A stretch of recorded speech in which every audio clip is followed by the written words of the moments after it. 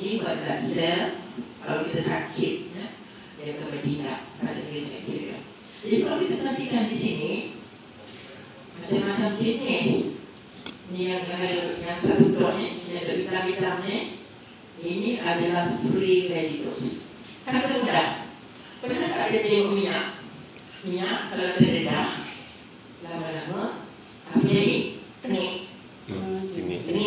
Ataupun kalau kita beli kopok ke keripik ke yang lama tu, apa jadi? Tengik.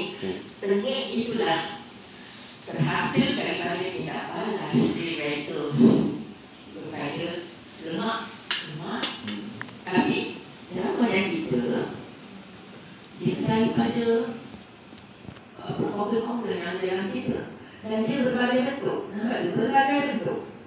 Nah, selalu orang cerita pasal evolution sahaja. Ya, jadi kesian satu orang yang ada rumahnya yang duduk dekat dengan industri yang keluarkan asap semua. Ini membahayakan.